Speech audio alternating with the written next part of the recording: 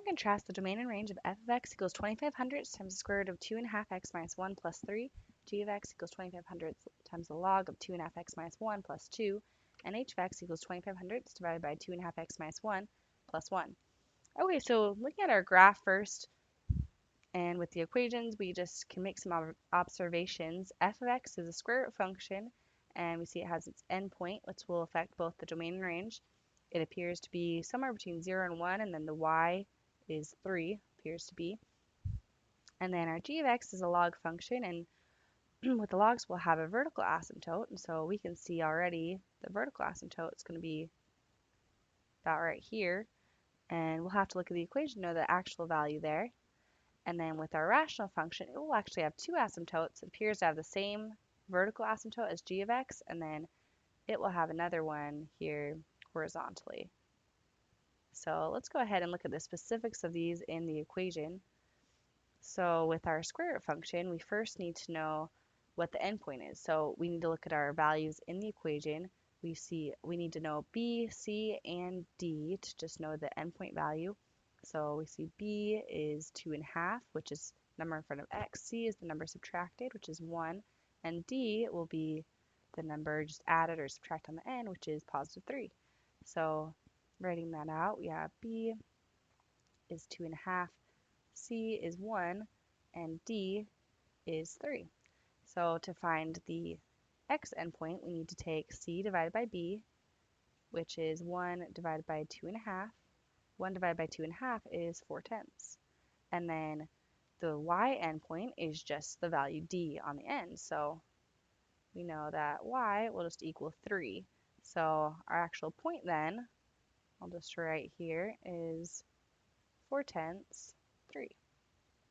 And so we know that with our domain, that will be the set of x's such that x, and then we see that it does continue right to infinity here, so it's going to have to be greater than or equal to 4/10.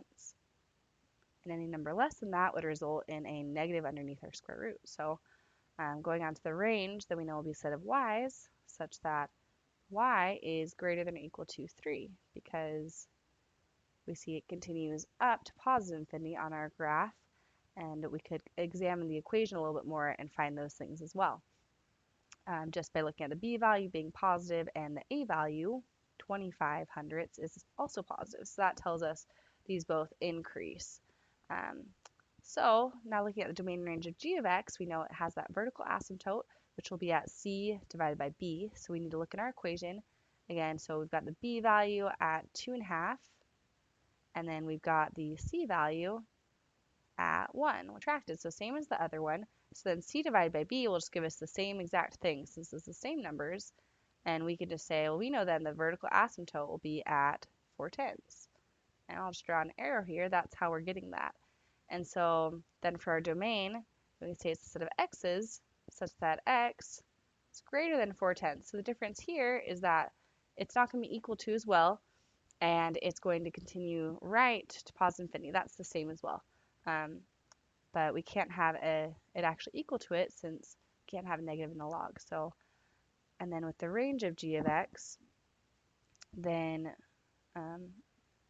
let's see, so the range of g of x is just a log function, so it's going to go from negative infinity to positive infinity, continues to go down, continues to go up. So it's just going to be all real numbers, so we can write the set of y's such that y is a member of the real numbers. Okay, so looking at the domain range of h of x, then again we need to know our c over b values. So again, we see here that b, again the number in front of x is 2.5, and c is again 1, this number that's subtracted. So again, we see that c over b gives us 4/10. So that is our vertical asymptote again. And then our y value is going to come from the d value. So d here is 1, and that's going to be our vertical asymptote. So then because of that, we know that the difference on this one is that all other values are valid. So we can have any negative or positive values in these rational functions except for the asymptote values. So then to write our domain and range, we can write the set of x's such that x is not equal to 4/10. And then the set of y's such that y cannot equal 1. Okay, so let's go ahead and summarize those. Your answer will be the domain of the square root function f of x equals 25 hundredths times the square root of 2.5x minus 1 plus 3, shown in the green graph, contains all real numbers greater than or equal to the x value of the endpoint of the function, 4/10 3. This is written as the set of x's such that x is greater than or equal to 4/10 in set builder notation. The domain of the logarithmic function g of x equals 25 hundredths times the log of 2.5x minus 1 plus 2, shown in the purple graph, contains all real numbers greater than the vertical asymptote at x equals 4/10. This is written as the set of x's such that x is greater than 4/10.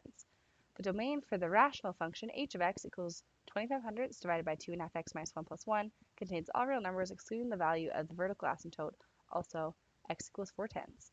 The set of x's such that x cannot equal 4/10. The range of the square root function f of x equals 25 hundredths times the square root of 2.5x minus 1 plus 3 contains all real numbers greater than or equal to the y value at the endpoint. This is the set of y's such that y is greater than or equal to 3. The range of the logarithmic function g of x equals 25 hundredths times the log of 2.5x minus 1 plus 2 contains all real numbers, the set of y such that y is a member of the real numbers. The range of the rational function h of x equals 25 hundredths divided by 2.5x minus 1 plus 1 excludes the value of the horizontal asymptote y equals 1. Written in set builder notation, the set of y such that y cannot equal 1.